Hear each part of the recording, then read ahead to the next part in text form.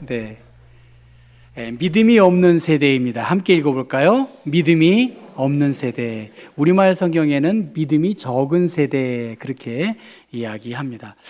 2차 세계대전 중에 폴란드에서는 한밤중에 도와달라고 문을 두드리는 유대인들이 있었다고 합니다. 문을 두드리는 소리를 듣고 집주인은 잠시 내적인 동요를 일으켰다고 합니다. 무슨 동요냐 하면 죽을 위기에 처한 이웃에 대한 인도적인 연민의 정도 있었지만, 만약에 유대인을 집에서 숨겨 주었다가 발각이 되면 온 가족이 위험에 빠질 수 있을 수 있다라고 하는 인식 사이에서 갈등을 한다는 것입니다. 문을 열어줄까? 외면할까? 얼마의 시간이 걸릴까요? 한 2초의 시간이 걸린답니다. 2초의 시간이면 사람이 구조를 결심하는 데 걸리는 최대치로 충분하다라고 그렇게 말합니다. 최호근이라는 작가는 역사 문해력 수업이라고 하는 책에서 그렇게 말했는데, 자아라는 우물 밖으로 탈출하여서 다른 사람과 연결되는 데 걸리는 시간 2초라고 말합니다. 나와 너의 운명을 바꾸고 가족과 지역, 사회, 인류 전체와 연결되는 시간은 2초면 충분하다는 거예요. 여러분이 지금 이 시간 예배 드리는 2초의 시간을 어떤 마음을 가지고 예배에 참여하느냐에 따라서도 굉장히 중요한, 충분한 시간이 있다는 것입니다. 믿음의 결단, 2시간을 더 고민하는 게 중요할까? 아니면 2초면 충분하다는 거예요. 믿음이 어떻게 성장하고 성숙할 수 있을까? 지금 여러분이 어떤 마음의 자세를 가지고 있느냐? 거기에 결정이 나는 거라는 거예요. 예수님께서 귀신 들린 아이를, 심한 경련을 일으키는 아이를 치유하는 이야기입니다. 2023년에 무슨 귀신 이야기인가? 저도 이럴 때는 참 고민이 많습니다. 이 원어에는 이 푸뉴마라고 그렇게 되어 있더라고요. 그냥 바람, 호흡, 하나님의 영. 오늘 성경으로 말하면 이 귀신은 더러운 영. 우리가 이렇게 말합니다. 내가 귀신에 홀렸나 봐. 그런 말 들어보신 적 있죠? 이런 일이 갑자기 내가 뭔가 홀린 것 같아. 그런 이야기를 하지 않습니까? 악한 영이 그 아이를 사로잡아서 말을 못하게 한다라고 하는 것입니다. 누가복음 9장 말씀 보면 이튿날 산에서 내려오시니 큰 무리가 맞았다라고 합니다. 이튿날. 이것은 그 앞부분에 무슨 이튿날은 변화산에서 예수님께서 베드로와 야고보와 요한을 따로 데리고 가서 영광스러운 예수 그리스도의 모습을 보게 한 그 사건이 지난 이틀 뒤에, 산에서 내려온 지 얼마 되지 않은 후에 예수님의 제자들이 큰 무리들에 둘러싸여 있었습니다. 그리고 서기관들과 논쟁하는 것을 오늘 본문의 배경으로 말합니다. 그러니까 변화산에서는 영광의 주님을 찬송하고 기뻐했지만, 그들이 내려온 현실은 많은 군중들이, 특별히 서기관들이 제자들과 함께 경론을 벌이는 거예요. 학문적으로 이게 경론이 되겠습니까? 그 사람들은 전문가고 예수님의 제자들은 그냥 어떻게 보면 환경과 출신이 논쟁하기에 적합하지 않은 그러한 상황 아니겠습니까? 예수님께서 그 모습을 보고 너희가 무엇을 그들과 변론하느냐 그렇게 말합니다. 여기서 변론하다라고 하는 것은 전투적인 것을 말하는 거예요. 그러니까 이 서기관들과 바리새인들, 율법 교사들은 예수님의 제자들과 경론했고 예수님과 경론했어요. 이것은 전투적인 의미로 굉장히 싸움을 가지고 벌여지는 그러한 큰 소리도 났을 수 있을 것입니다. 무엇을 가지고 변론하느냐라고 하는 것에 대하여 종교 지도자들 혹은 제자들 답하지 않았고요. 그 대신에 어린아이를 데리고 온 어떤 사람이 이야기를 합니다. 선생님, 내 아들을 선생님께 데려왔습니다. 내 아이는 말 못하게 하는 귀신이 들려서 이 아이가 때로는 거꾸러지기도 하고 거품을 물기도 하고 이를 갈기도 하고 몸이 뻣뻣하기도 합니다. 오늘로 말하면 중증 장애를 가지고 있겠지요. 그래서 선생님의 제자들에게 내쫓아달라고, 이 악령을 내쫓아달라고 요청을 했지만 그들이 능히 하지 못했습니다. 그렇게 이야기합니다. 이 아이를 지켜볼 수밖에 없었던 아버지는 예수님께 데리고 왔고 그 증상을 구체적으로 이야기합니다. 귀신을 쫓아달라고 했는데 제자들은 그 일을 하지 못했기 때문에 그 소식을 들은 예수님은 19절에 믿음이 없는 세대여라고 말합니다. 내가 얼마나 너희와 함께 있으며 얼마나 너희에게 참으리요. 그를 내게로 데리고 오라. 이미 예수님께서 제자들에게 귀신을 제어할 수 있는 권세와 권능을 주셨다라고 마가복음에도 말하고 또 마가복음 9장에 보면 둘씩 보내서 더러운 귀신을 제어하는 권능을 이미 제자들에게 주셨다라고 그렇게 말씀하십니다. 그런데 그 귀신 들린 그 아이에 대하여 이 제자들이 쩔쩔매는 거예요. 어찌할 줄 모르는 거예요. 이미 예수님께서 이 모든 상황을 파악하신 다음에 예수님에 대한 소문을 들었던 그 아이의 아버지의 소식을 듣고 그 증상을 물어본 다음에 이 아이의 아버지가 말합니다. 무엇을 하실 수 있거든 우리를 불쌍히 여기사 내 아들을 고쳐주세요. 그렇게 말하니까 이 이야기를 들은 예수님은 할 수 있으면이 무슨 말이냐? 우리가 좋아하는 믿는 사람에게는 어디요? 모든 일이 가능하다. 이 말씀을 그렇게 들려주고 있습니다. 그러니까 이 아이의 아버지는 무엇입니까? 내가 믿습니다.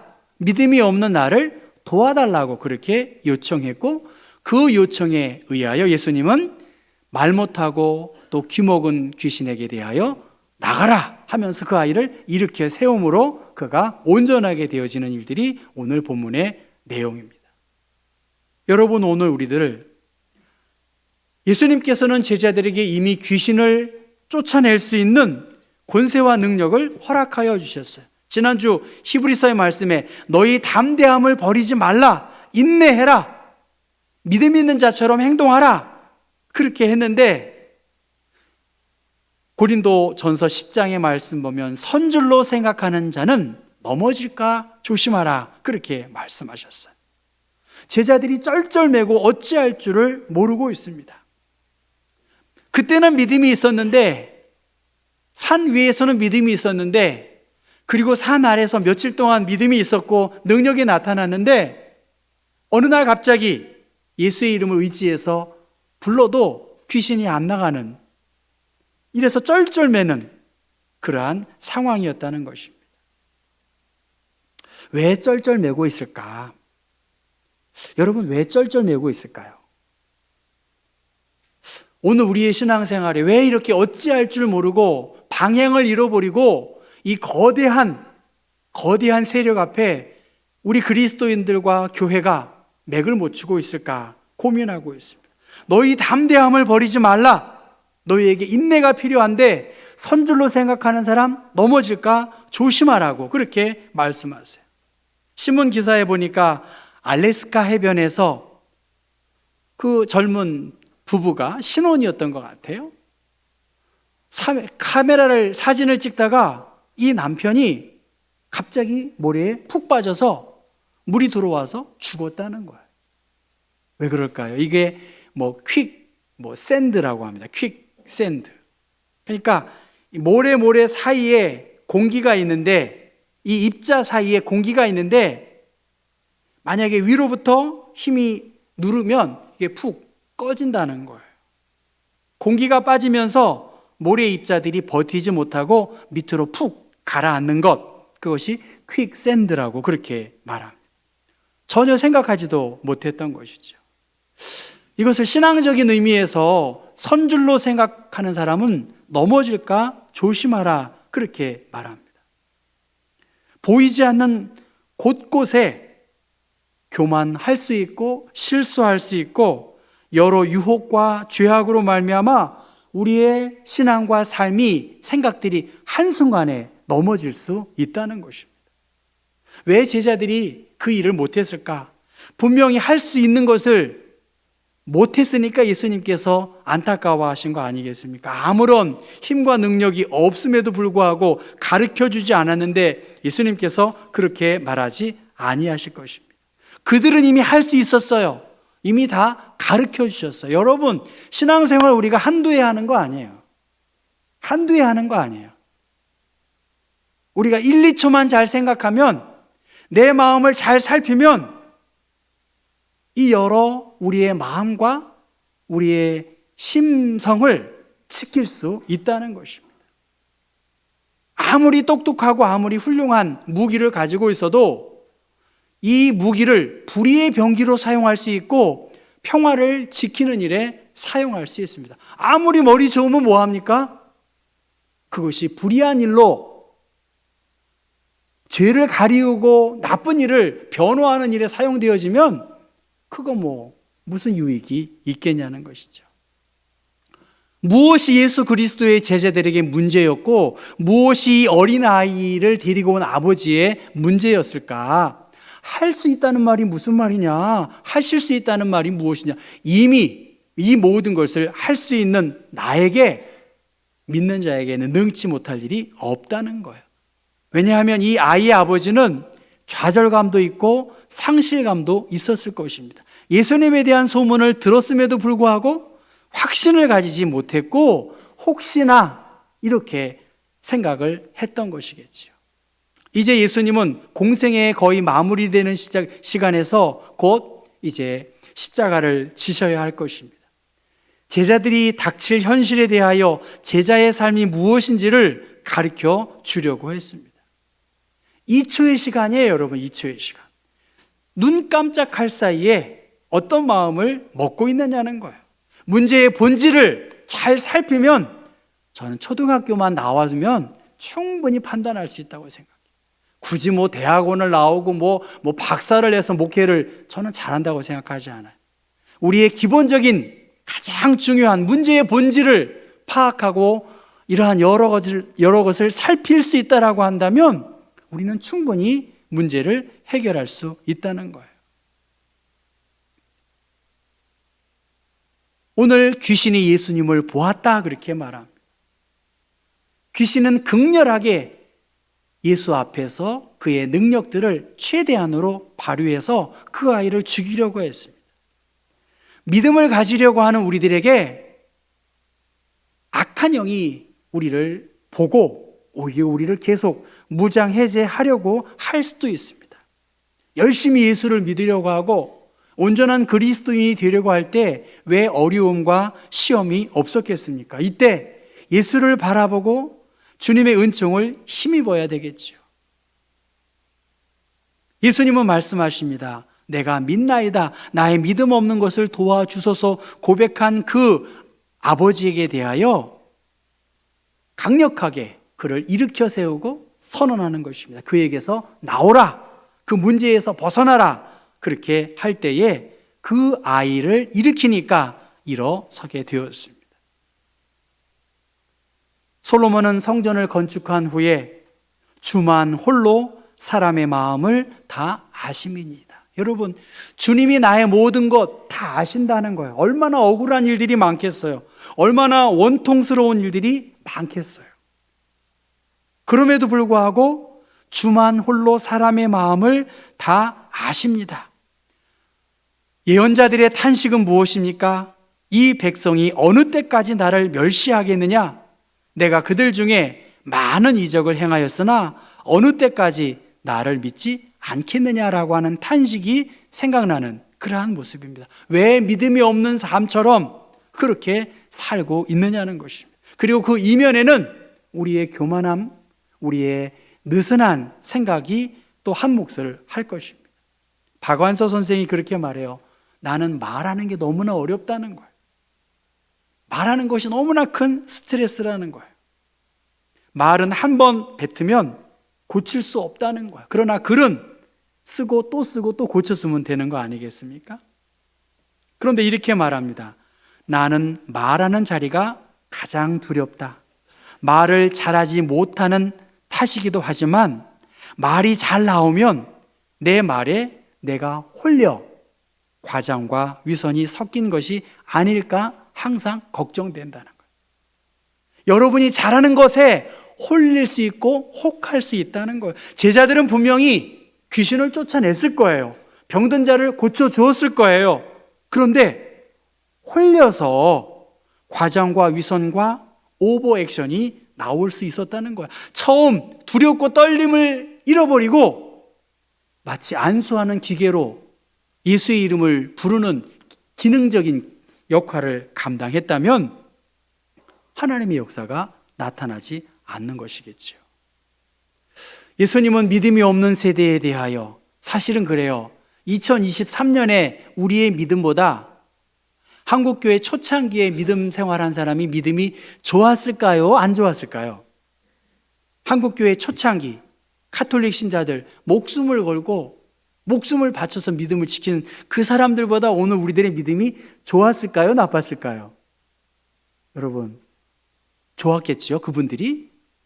그들보다 예수님 당시의 제자들, 예수님의 당시에 그 가르침을 받은 사람들의 믿음이 좋았을까요? 나빴을까요? 전 좋았을 거라고 봐요. 여러분 대답을 안 하시는데 양 권사님은 그래도 저를 이 어려움에서 양희숙 권사님 믿음이 좋은가요? 안 좋은가요? 믿음이 없는 세대라는 거예요. 아니 생각해 보십시오. 예수님의 제자들도 믿음이 없는 세대라고 그렇게 혹평을 받았다면 여러분, 저는 믿음이 있다라고 말할 수 있겠습니까? 상대적인 문제 아니겠어요? 우리가 처음 부르심의 그 자리에 선다고 한다면 믿음이 어떻게 비교가 될 수 있겠습니까? 예수님 당시나 한국교회 초대교회나 오늘 2023년 이 복잡한 상황 속에서 하나님은 우리에게 믿음 있는 삶을 살라고 세상의 한 복판에 나가서 예수를 믿는 사람들의 모습이 무엇인지를 보여주라고 그렇게 말했다는 거예요. 히틀러 독재에 맞서서 투쟁하다가 처형당한 보네포 목사님은 14살 때 목사가 되기를 그렇게 소원했다고 합니다. 그의 형이 말합니다. 교회는 내가 관심을 가지고 무언가를 하기에는 너무나 허약하고 따분한 소시민적 기관이 되어버렸다. 교회는 희망이 없어. 그렇게 보네포의 형이 목사하지 마. 그렇게 이야기하니까 보네포 목사는 그때 그렇게 말했다면 그렇다면 내가 그것을 개혁하겠다. 그렇게 이야기했다고 합니다. 오늘 우리 앞에 많은 문제와 어려움이 있습니다. 그런데 오늘 우리가 다시 한번 살펴야 할 것은 1, 2초예요, 여러분. 지금 내가 생각하는 단 한순간 어떤 마음을 가지고 어떤 고백을 하느냐. 많은 문제가 계속 우리 앞에 이어가고 또 이어가겠지만 저의 이 믿음 없는 것을 불쌍히 여겨주시고 도와주십시오라고 하나님께 간절히 기도할 때 하나님께서 그 일을 이루어 가실 것입니다. 기도 외에는 다른 것으로는 이런 종류가 나갈 수 없다는 거예요. 제가 어저께 교육 마치면서 그랬어요. 요한일 피택 장로님 소감문을 써오세요. 열심히 하시겠다고 막 쓰셔서 피택 장로님 그렇게 안 마음 먹은 장로님이 어디 있겠고 그렇게 안 마음 먹은 목사가 어디 있겠습니까? 내가 다 할 수 없습니다. 그렇게 이야기했어요. 뭐 김 빼는 이야기일 수 있지만 사람의 마음이 바뀌냐는 거예요. 교회가 내 마음대로 돌아가냐는 거예요. 그 서번트 리더십으로 잘 섬기려고 하는데 그걸 얼마나 받아들이냐. 문제는 그 자리와 그 부름에 대하여 지치지 않고 감당해야 되지 않겠느냐. 그렇게 함께 이야기를 나누었었습니다. 기도 외에는 이런 유가 나갈 수가 없다. 그리고 그 이야기를 들은 나의 믿음 없는 것을 도와주십시오라고 할 때 그때 예수님께서 우리의 문제를 일으켜 세워주시고 해결해 주실 것입니다. 여러분, 순간순간 내가 어떤 마음을 가지고 내가 믿음 있는 자로 주님께 반응하실 수 있는 그러한 귀한 믿음의 흔적들, 역할들을 감당하실 수 있기를 주님의 이름으로 부탁합니다. 함께 일어나